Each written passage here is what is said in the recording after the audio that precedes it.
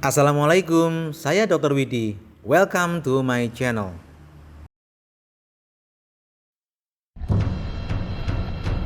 Sambil membawa tabung oksigen, belasan warga ini antri demi mendapatkan pengisian ulang oksigen. Kelangkaan stok ini menunjukkan bahwa kebutuhan oksigen meningkat, terutama setelah terjadi lonjakan kasus COVID-19 di Indonesia. Ketersediaan oksigen di Rumah Sakit Rujukan COVID-19 di Pati, Jawa Tengah mulai menipis. Seperti kita alami bersama pada puncak pandemi COVID-19 bulan Juni-Juli 2021 kemarin, terjadi kelangkaan oksigen hampir di seluruh wilayah Indonesia, terutama di Pulau Jawa dengan penduduk yang sangat padat. Hal ini membuat kalang kabut banyak pihak karena menyangkut keselamatan pasien dan kondisi psikologis masyarakat. Mari kita lihat perjuangan para sivitas hospitalia dan masyarakat dalam rangka perburuan oksigen. Semoga ada hikmah yang dapat diambil dari kejadian ini. Semoga Allah menjaga kita semua.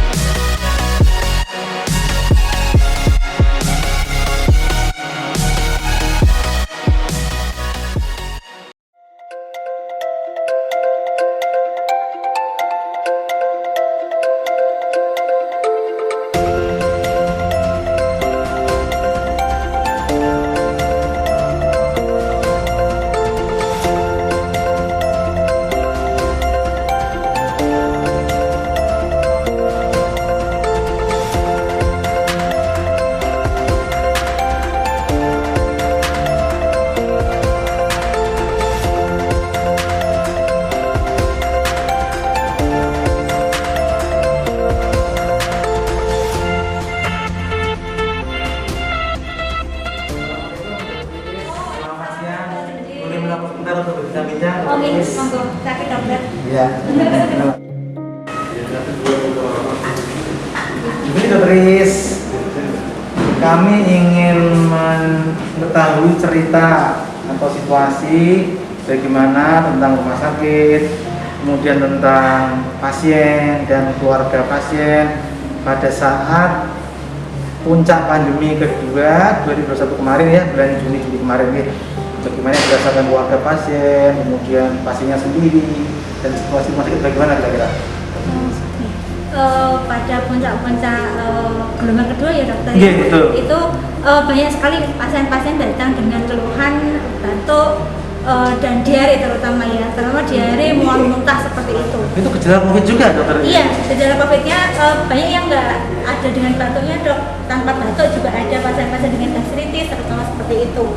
Datang, terus kami awalnya tuh karena screening untuk rumah sakit sendiri, ada rapid antibody seperti itu dan antigen. Kondisinya emang riwah sekali ya untuk saat itu, karena bed itu sampai kita nambah-nambah, sampai rumah sakit kita tambahin untuk IGD emergensinya. Begitu ya Bu ya. Terus dengan oksigennya bagaimana itu kondisi oksigen? Pas dulu itu pas puncak-puncaknya emang oksigen tuh menipis ya, untuk dimanapun, untuk pengambilan juga sampai di kamar yang polisi seperti itu. Terus bagaimana kira-kira situasi keluarga pasien menghadapi jadi kondisi ini bagaimana ya? Banyak sih dari keluarga-keluarga itu sendiri malah penolakan ya, tapi kita tetap menjelaskan bahwasanya pasien ini perlu penanganan lebih lanjut seperti itu. Ya kita menjelaskannya mau pelan-pelan ya, karena keluarga pasien itu kan ada kata-kata tuh namanya di-covidkan dan lain sebagainya. Tapi kita tetap ada protapnya untuk rapid antigen, antibody dan foto torak itu sendiri. Saya dengar mereka juga pada ngamuk dokter ya, pada ngamuk karena wah oksigen habis bagaimana nih? Iya sempat panik, tapi kita tetap memberikan penjelasan bahwasanya tetap insya Allah kita akan memberikan yang terbaik untuk pasien dan keluarganya seperti itu.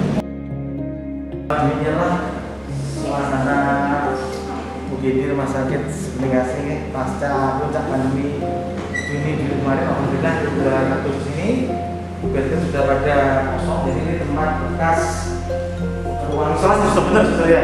Ini bekas ruang isolasi pasien-pasien COVID di sini yang ada bulan Juni kan penuh sekali sampai bahkan para kemudian Mengantri dong. Suster, ini bagaimana bisa diceritakan kira-kira waktu itu kan demikian panik ya. Jadi kan yang tahu kondisi di kamar di kamar Isolasi. perawatan isolasi gitu, terutama di bangsa-bangsa yang masih banyak itu, dia bisa menggambarkan suasana pasien, suasana keluarganya bagaimana nanti kira-kira seperti ini. Iya, dok. Pasien itu datangnya itu tidak terkendali ya, tidak terkontrol. Pasien itu banyak sekali yang dengan keluhan yang sama, batuk, pilek, demam. Kemudian dilakukan pemeriksaan swab antigen, ternyata hasilnya positif seperti itu. Jadi dari sini penuh sampai dengan di ruang isolasi yang depan situ. Awalnya kita hanya punya 3 ruang isolasi di IGD. Karena pasiennya melonjak banyak, jadi sampai di sini semua dipenuhi dengan pasien isolasi gitu. Apakah mereka keluarganya tanpa gelisah, panik dengan adanya berita tersebar bahwa mungkin akan lebih atau lain sebagainya? Iya betul, dok. Banyak warga yang panik karena jumlah oksigennya yang tidak memenuhi kayak gitu nih, dok. Sampai Bu Direktur itu tidak bisa tenang gitu karena oksigennya yang kurang itu. Tapi alhamdulillah semuanya ada yang teratasi. Alhamdulillah itu Seperti itu. teratasi deh. Terima kasih sudah atas informasinya. Ya.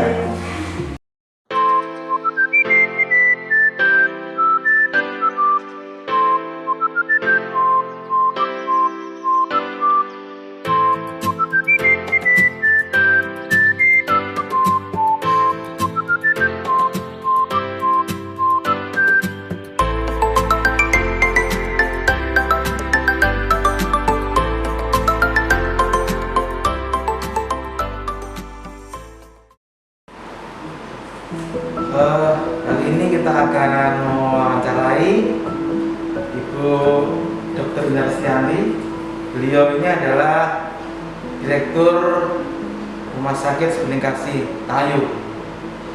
Selamat siang Ibu Indah. Selamat siang, Bapak. Assalamualaikum warahmatullahi wabarakatuh. Waalaikumsalam warahmatullahi wabarakatuh.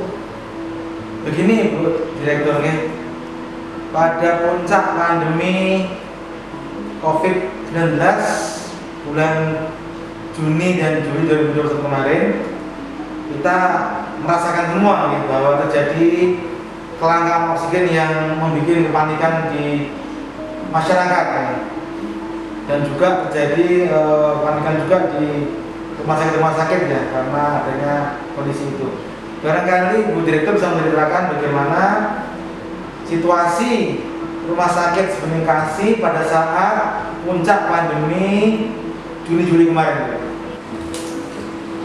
Terima kasih Dr. Widi atas kedatangan Dr. Widi berkenan hadir di rumah sakit kami, Rumah Sakit Sebening Tayu Pati, untuk sekedar berbincang-bincang mengenai pengalaman kami dalam mengelola pasien-pasien COVID ketika terjadi puncak di bulan Juni dan Juli, di mana pasien di seluruh Kabupaten Pati meningkat lebih dari yang diperkirakan.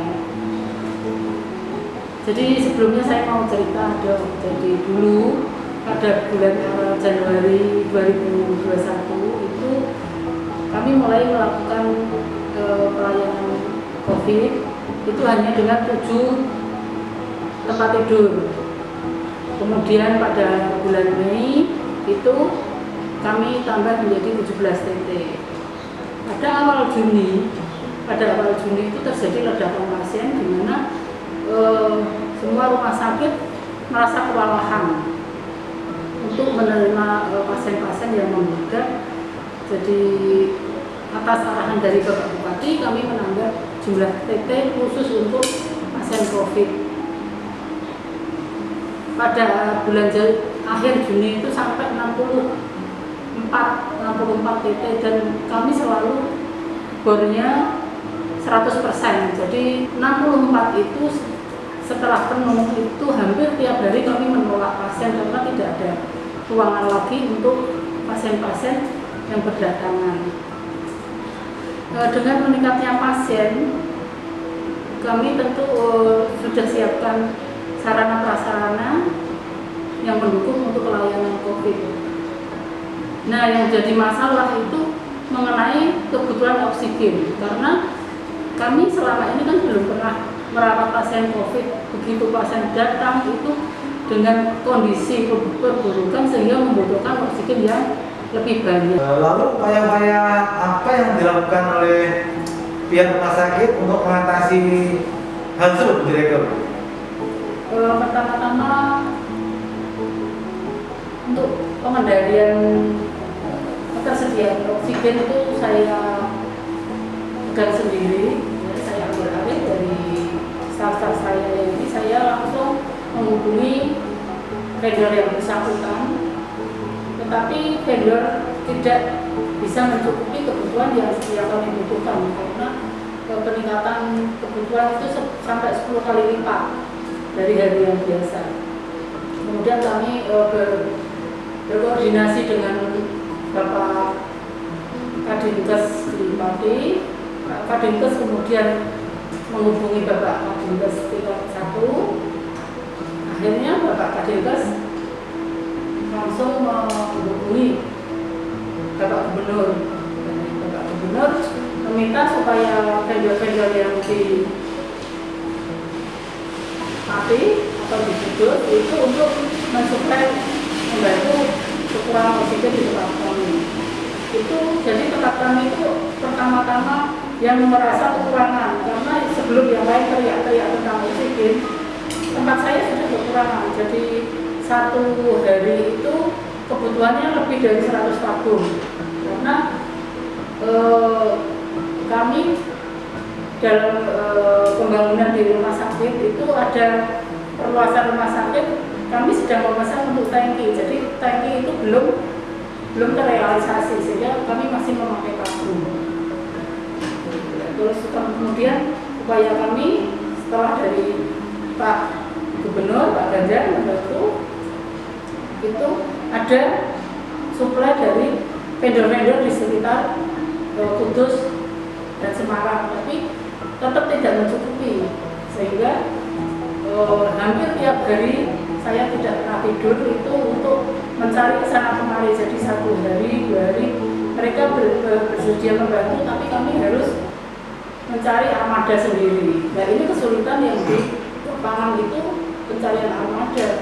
Maaf Bu Direktur ya, saya dengar juga itu bahwa ketika sedang puncak-puncaknya kesulitan penjenengan mencari oksigen itu ada pihak lain yang membantu katanya Bu Direktur, yang bisa langsung mengakses ke Kemenkes sampai ke Kabiro Hukumnya sampai ke Chief Officer-nya, sehingga katanya dapat bantuan oksigen dari Gresik gitu kan? Bagaimana Bu? Jadi ceritanya begini, pada waktu malam tanggal berapa itu saya lupa, bahwa kami kehabisan benar-benar dari vendor itu janji untuk mengirim pada jam yang dijanjikan itu ternyata tidak datang sehingga oksigen ini kan pasien terus berjalan terus. Nah, untuk mensiasat itu kami pinjam di rumah sakit sebelah, di rumah sakit RSI. Kebetulan RSI memberi ada 10 tabung. Demikian juga dengan rumah sakit Siswondo. Kemudian pada pagi harinya kan ini sudah terpenuhi, tapi untuk kedepannya kan saya tidak bisa tinggal di begitu saja. Harus ada upaya-upaya untuk bagaimana untuk berikutnya untuk pemenuhan oksigen. Sehingga tadi bypass tadi Bu Direktur. Ya, saya kemudian dibantu oleh suami saya itu memposting mengenai kekurangan oksigen ini, dan kebetulan sampai ke Kemenkes. Begitu sampai ke Kemenkes, saya dihubungi apakah benar kami kekurangan oksigen. Benar, akhirnya dari Kemenkes, dari Kabiro, Pak Sundoyo serta jajarannya itu menghubungi vendor yang di Gresik, sehingga saya beserta teman-teman itu dibantu 100 tabung dipinjamkan ya dari 3 rumah sakit. Kebetulan saya mendapat 65 tabung. Nah, dengan adanya tabung dari bantuan dari Gresik itu yang memberikan kami, sehingga oksigen menjadi lancar. Kendala apa lagi yang dihadapi ya selain itu? Ya, pada waktu itu kendala yang kita hadapi mengenai armada, ya. Armada untuk pengiriman oksigen itu kalau ada normal sebelum ada pandemi itu kami diantar dari vendor langsung ke tempat kami, sehingga kami tidak membutuhkan mengenai armada. Pada waktu puncak pandemi kemarin kami harus menyediakan armada sendiri. Notabene bahwa armada itu berupa truk atau kalau dengan bak terbuka agar bisa menampung oksigen paling tidak 25 sampai 50. Nah, kesulitan kami di armada itu kami harus menyewa di tempat lain. Kemudian jika kita menyewa itu pada waktu ngantri di distributor itu tidak langsung diberi oksigennya, jadi harus antri kadang sampai 24 jam. Akhirnya pihak yang punya armada ini kan tentunya sangat keberatan kalau disewa lagi dengan rentang waktu yang lama itu. Nah, itulah saya bertemu dengan Kasat Reskrim yang waktu itu memantau tentang penyaluran oksigen. Saya mengungkapkan keluhan saya bahwa saya sampai kadang membatalkan untuk sewa armada gara-gara nanti dijanjikan misalnya jam 9 itu belum tentu di sana ada. Akhirnya saya batalkan tadi, ini belum datang. Akhirnya nanti hampir itu tiap hari kayak gitu. Nah, itu atas kebaikan Pak Kasat Reskrim, kami diberi pinjaman mobil untuk mengangkut oksigen. Alhamdulillah lebih banyak membantu. Nah, di sini saya ingin mengucapkan terima kasih buat Pak Kasat Reskrim beserta jajarannya atas partisipasinya dalam membantu kami untuk menanggulangi kekurangan oksigen. Terima kasih Dr. Ida atas waktunya untuk mau berbincang dengan saya. Mudah-mudahan pengalaman yang disampaikan Dr. Ida tadi bisa bermanfaat buat semuanya ya, teman-teman sekalian ya. Semoga bermanfaat.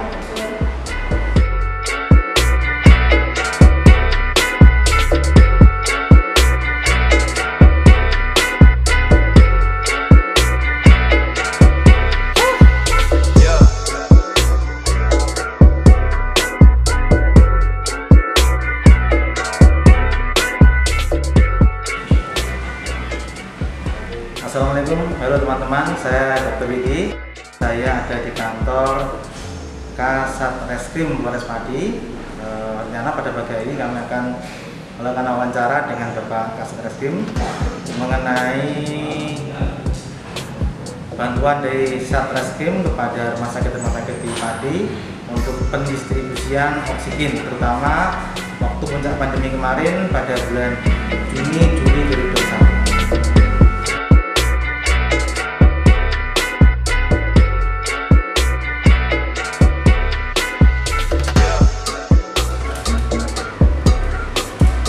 Selamat siang Bapak Kasat. Selamat siang Bapak. Monggo silakan. Selamat siang Bapak Kasat, Bapak Gala. Saya Dr. Widi. Pertama-tama saya mewakili masyarakat Pati berterima kasih atas bantuan Polres Pati, khususnya dari Satreskrimnya, atas bantuan untuk memberikan transportasi dan pengawalan distribusi oksigen di wilayah Pati. Yang pertama, bagaimana ceritanya sehingga Bapak Kasat ini tergerak untuk memberikan bantuan transportasi ini sehingga penyaluran oksigen di wilayah Pati bisa begitu lancar di masa pandemi itu begitu. Baik, terima kasih kesempatannya Pak Budi. Jadi gini ya, sekedar sedikit bercerita. Memang pada saat pandemi, kurang lebih waktu bulan Juni Juli itu ya, pas lagi puncak-puncaknya, khususnya di wilayah kita Pati, wilayah Kabupaten Pati, dan wilayah Indonesia secara umum. Ya. Memang ada instruksi dari Bapak Presiden, Bapak Kapolri juga, dalam hal ini melalui Bapak Kapolda dan Kapolres Pati, untuk agar Polri ya, dalam hal ini khususnya Polres Pati juga agar turut serta dalam membantu penanganan COVID-19 ini.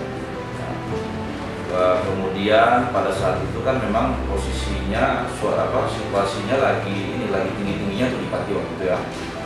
Kemudian stok oksigen hasil penyelidikan kami dan koordinasi kami dengan rekan-rekan dari kesehatan, kemudian rekan-rekan dari rumah sakit di wilayah Pati dan juga wilayah Jawa Tengah rata-rata ya, terjadi kelangkaan oksigen.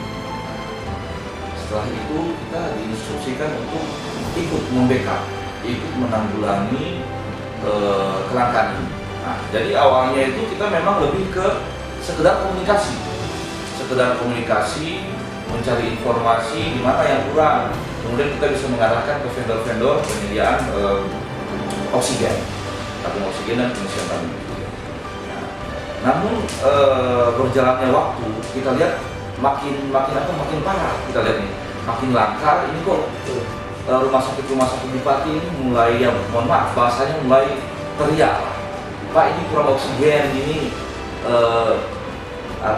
pasien bertambah tapi oksigennya kurang ya, kita mau cari di mana nih ya. Nah, akhirnya kita koordinasi, kita berubah ternyata ada salah satu kendalanya itu yaitu di pengangkutan, karena Pak kita tenaga kurang, kemudian kendaraan kita kurang, sedangkan kita harus jemput bola ngambil oksigen sampai di luar wilayah Pati. Oke. Dari situlah kita mulai berpikir, ya udah kalau memang dari rumah sakit pun ada kendala seperti itu, kita bantu. Nah, oleh karena itu waktu itu kita koordinasi dari Satreskrim sendiri kita, ya, kita koordinasi carikan kendaraan. Kita carikan kendaraan, dapatlah kita kemarin kendaraan pickup itu, kemudian kita cutting, dan kita branding, dan di situ ada Satreskrim, dia dan Polres Pati yang memang diperuntukkan khusus untuk membantu pendistribusian oksigen. Oh demikian. Jadi pada kesempatan ini pun saya juga mengucapkan terima kasih kepada seluruh rumah sakit di wilayah Pati dan juga di sekitarnya, karena pada saat pandemi kemarin, ya, pada saat lagi puncak-puncaknya ketika Pati masuk zona merah, semua ternyata mau berjibaku, mau turut merasakan dan mau saling membantu, saling mengisi ketika terjadi kelangkaan oksigen. Sedikit bercerita bahwa ketika kami mendistribusikan oksigen itu dari Polres Pati sendiri, itu kita koordinasi dengan rumah sakit yang lain. Iya, Pak, rumah sakit A kurang, mungkin ada yang punya lebih enggak. Ternyata mulai muncul ke rumah sakit yang lain ya. Kerjasama. Ya, kerjasama muncul rumah sakit lain. Pak, punya saya ini ada kelebihan, kebetulan pasien masih belum overload. Akhirnya kita lari ke sana ngambil untuk yang membutuhkan. Kemudian begitu terus. Pada saat yang lain membutuhkan, kita pun begitu sharing di grup, ada kan grup WhatsApp kami. Iya, WhatsApp. Mana yang kurang, nah itu nanti kita yang bagian pendistribusian. Jadi bukan hanya satu rumah sakit dibantu ya, jadi bisa membantu rumah sakit lain juga ya. Saling kalau ada yang kurang diserahkan, minta yang lebih serahkan yang kurang. Ya betul. Ya, berapa lama proses atau pembantuan dari Satreskrim kepada rumah sakit terkait? Kurang lebih ada 1 sampai 2 bulan. 2 bulan. Nah, intinya pada saat lagi tingginya tuh zona merah waktu itu di wilayah Pati, kemudian di wilayah Jawa Tengah secara umum ya, makanya kan terjadi kelangkaan. Kelangkaan oksigen. Nah, pada saat itu kita ikut turut serta menanggulangi. Apakah kegiatan ini juga diikuti oleh Polres lain selain Pati yang ada seperti ini, Pak? Jadi Polres-Polres lain juga melaksanakan kegiatan serupa. Cuma untuk pelaksanaannya mungkin saya pun tidak tahu persis ya Polres-Polres lain pelaksanaannya mereka seperti apa. Namun memang ada instruksi dari Bapak Presiden, Bapak Kapolri juga bahwa Polri harus terus serta membantu penanggulangan COVID ini. Seperti yang sudah disampaikan sendiri oleh Bapak Presiden bahwa Polri bukan cuma sekedar profesi, tetapi jalan untuk mengambil. Betul sekali, karena kan ini unik sekali Pak Kasatgas. Biasanya itu yang ini kan urusan dari rumah sakit, kepala dinas kesehatan, bupati. Tapi ini unik, ini kan kok dari Reskrim ikut juga membantu. Bahkan saya lihat sendiri tuh mobilnya mobilnya itu ada capnya, ada stikernya Reskrim gitu. Jadi saya ikut foto juga supaya ikut keren saya. Ikut foto juga ini. Kira-kira respon apa yang diberikan pimpinan rumah sakit dengan ini Pak? Kalau untuk respon sendiri sih saya tidak bisa menjawab Pak. Mungkin itu jangan bisa bertanya langsung kepada para pimpinan rumah sakit. Begitu, ya? Cuma secara tidak langsung dan beberapa kali memang kita ngobrol ya dari rumah sakit di Pati ini ada ucapan apresiasi dan ucapan terima kasih lah secara lisan kepada kita Satreskrim Polres Pati ya, kalau Polres Pati sebenarnya bahwa kita telah membantu untuk menanggulangi pandemi ini Pak. Oke, terima kasih. Demikian teman-teman ya cerita dari Bapak Kasareskrim, Bapak Gala ya, yang sangat unik saya kira ya, karena beliau ini adalah Reskrim tapi ikut membantu mendistribusikan oksigen di Pati. Yang mudah-mudahan hal ini bisa juga diikuti oleh Polres lain di seluruh Indonesia, sehingga setiap ada masalah terutama kelangkaan oksigen atau yang lain bisa diselesaikan dengan baik. Terima kasih saya kira. Sebagai ucapan terima kasih dari rumah sakit yang telah dibantu oleh Satreskrim Polres Pati, maka Ibu Direktur dari Rumah Sakit Bekasi ingin menyerahkan sekedar penghargaan kepada personel dari Reskrim Pati yang akan diwakili saat balik oleh Bapak Gala. Monggo silakan. Terima kasih atas kerjasama yang telah membantu rumah sakit kami sehingga oksigen dapat terpenuhi dengan lancar. Sama-sama Ibu ya, kita juga yang penting keselamatan masyarakat nomor 1 ya, seperti itu. Terima kasih banyak kami terima ya Ibu. Terima kasih. Demikian kerja keras para sivitas hospitalia, aparat dan masyarakat dalam berburuan oksigen pada puncak pandemi kemarin. Harapan kami di masa yang akan datang, antar instansi pemerintah dapat saling berkoordinasi untuk menyediakan oksigen bagi vaskes dan masyarakat. Semoga peran serta aparat dan masyarakat yang berjalan baik dapat diteruskan. Terima kasih untuk semua pihak yang telah membantu. Salus Populi Supreme Esto. Keselamatan rakyat adalah hukum tertinggi. Sehat semuanya. Sampai jumpa pada video yang akan datang.